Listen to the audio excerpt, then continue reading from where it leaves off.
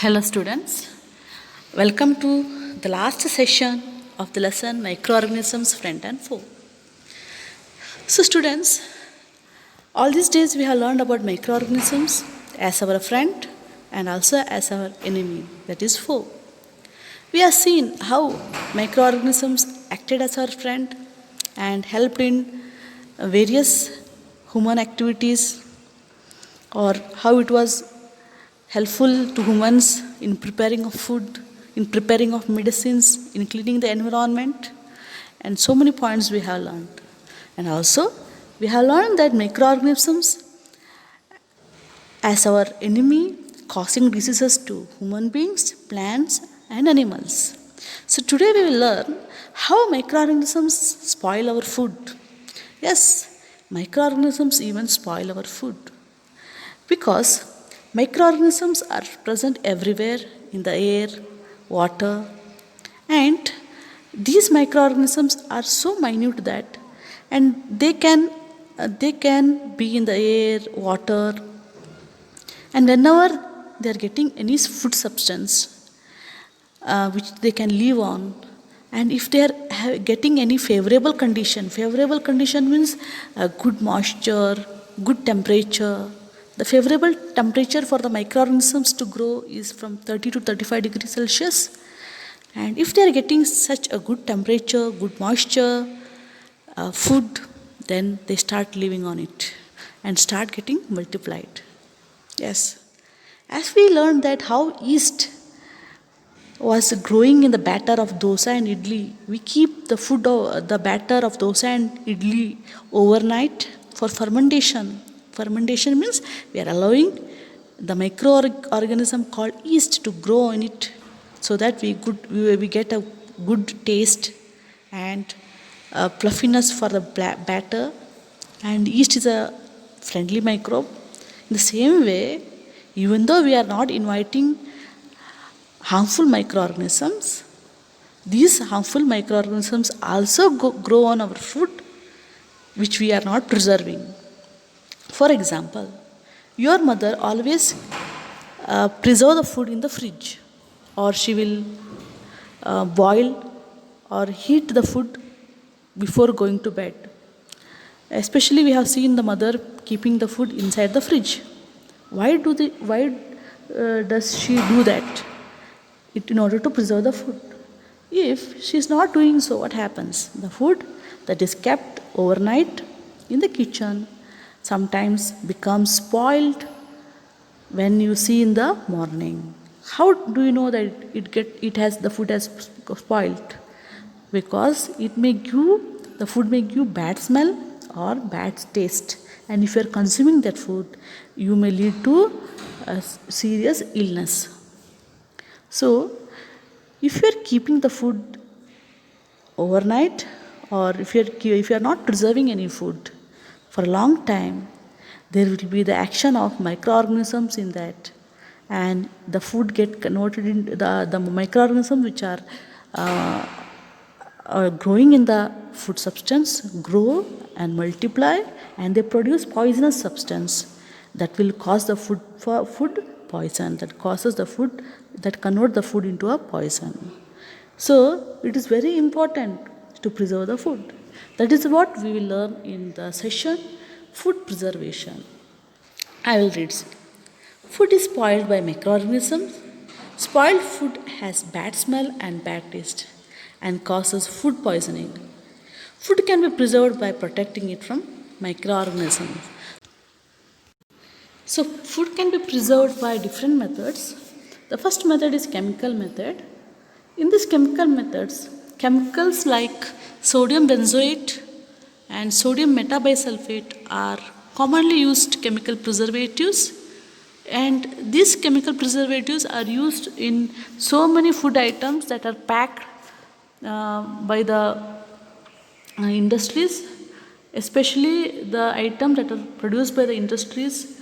In order to prevent the spoilage, these chemicals are used, and they are also used in jams and squashes to check their spoilage. These jams and squashes, actually the preservatives used in it is sugar. You know that jam, it is having the main ingredient as sugar and fruit pulp. And in order to check their spoilage, even chemicals are also used.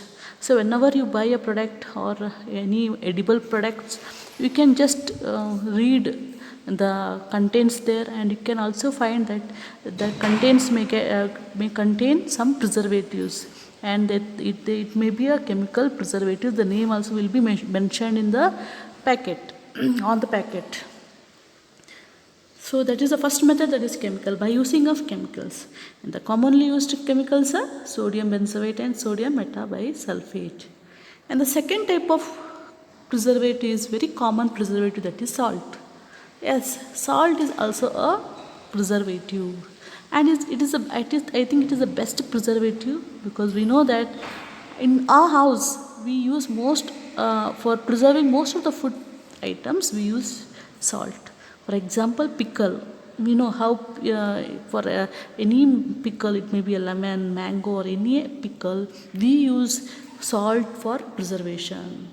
And also, not only pickles, I'll read food items like fish, meat, amla, raw mangoes, tamarind can be preserved by using common salt. This prevents the growth of microbes.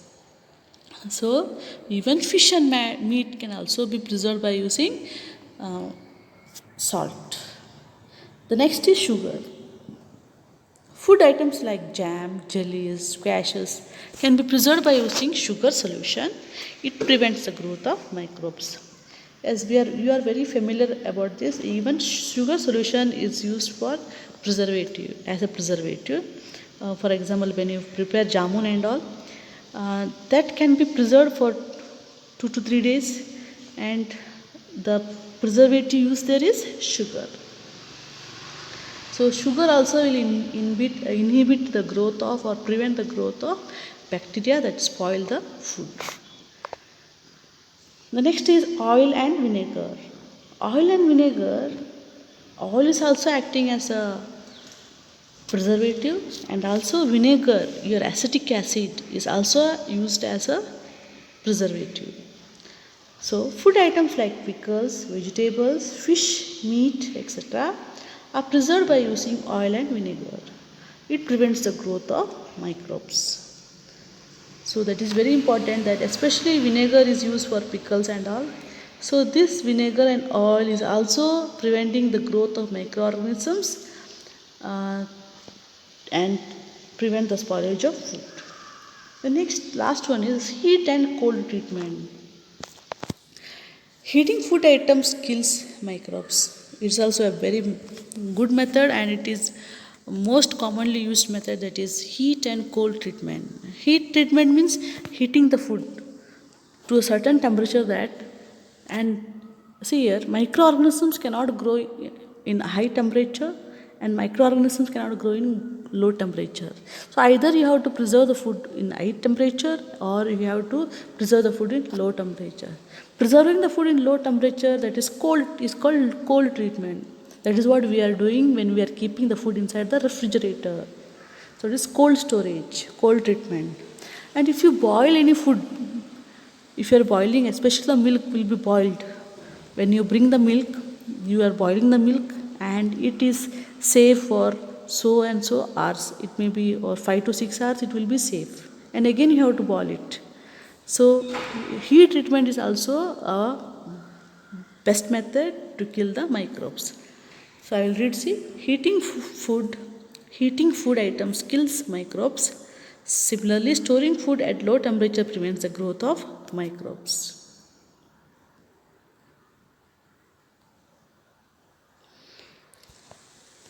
And this is what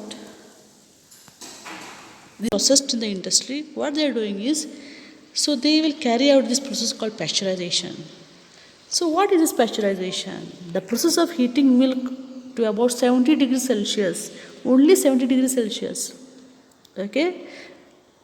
We are boiling the milk to 100 degrees Celsius at home, but here they are heating the milk up to 70 degrees Celsius, and this 70 degrees Celsius is this Celsius, even in this Celsius the microbes get killed, and for 15 to 30 seconds they are heating the milk for 70 degrees Celsius and suddenly cool it, and they suddenly cool the milk again, and by doing this they are preventing the growth of microbes, and this is called pasteurization. So what milk we are obtaining from the packets, they are all pasteurized milk. Already the milk is undergone a process called pasteurization, where the milk is heated up to 70 degrees Celsius for 15 to 30 seconds and suddenly chilled, and in the packet only you can see that is pasteurized milk, the word will be given pasteurized milk, and this process is called pasteurization. This process is done for especially for milk, to prevent the growth of microbes, and this method was discovered by a scientist called Louis Pasteur. It's called by a scientist called Louis Pasteur. And the last method is many food items, that is storage and packing. The last method is storage and packing. And do you remember what was the other discovery of Louis Pasteur in this lesson? Louis Pasteur not only discovered pasteurization, but Louis Pasteur also discovered fermentation of yeast. Okay, by his discovery we have learned to convert sugar into alcohol. So two discoveries are given in your book by Louis Pasteur. One is fermentation and one is pasteurization. And the last method of storing food is by storage and packing. Many food items are stored in airtight containers to protect from microbes. So even storing and packing is also very important, especially the chips packets. All you get will be having some air inside. When you open the chips packet, you can see that there will be lot of air and only a few number of chip slice of chips will be there. It is because the gas which is present inside the packet is nitrogen. Means what? They are removing outside oxygen. If oxygen is there, again there will be chemical reaction, or that is oxidation, or it also helps in the growth of microbes. So in order to prevent the growth of microbes, they fill in the packet with nitrogen, and also proper packing is also essential for protecting from microbes. And you can see all these packed foods which we get. So these packed foods will be these foods are preserved food. The first is pickle. It is preserved by using salt and some preservatives, jams, jellies, squashes. They are used. The preservative used here is sugar and also some chemicals like sodium benzoate and sodium metabisulfate.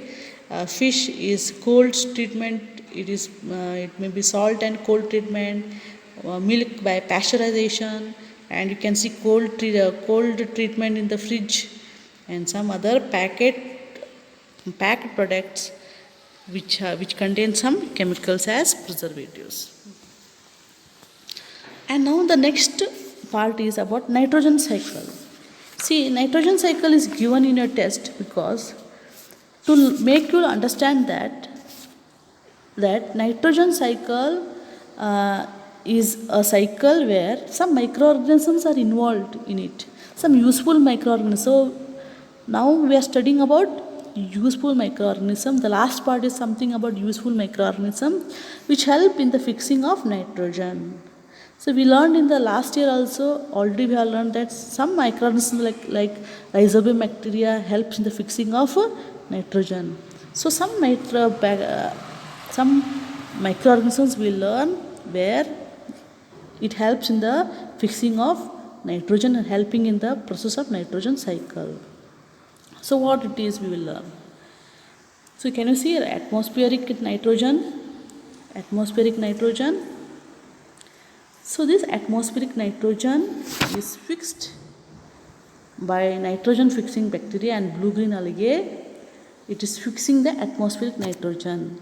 Atmospheric nitrogen means NO2 gas is fixed in the soil, and these bacteria will convert the atmospheric nitrogen into compounds of nitrogen. Compounds of nitrogen means it gets converted into NO2 or NH4. So compound, it gets, okay, compound means two atoms or two molecules. NH4, for example, NH4. Think that it is NH4. So this bacteria is converting atmospheric nitrogen into compounds of nitrogen. These compounds of nitrogen is taken by plants, okay, from the soil, and this nitrogen get passed to the animals that eat the plants, and again from the animals the nitrogen waste is it comes out through excretion and also by death. So the plants take the nitrogen, compounds of nitrogen, animals eat it, and the animal is giving out the nitrogen in the form of excretion and death. Again, the nitrogenous compounds come back to the soil, and these nitrogenous compounds again it gets converted into gaseous nitrogen, and this is also done by some bacteria. Okay, this is also done by bacteria. By the action of bacteria only, the bacteria will convert the compounds of nitrogen into gaseous nitrogen, and again it goes back to the atmosphere. So this is a cycle you can see here.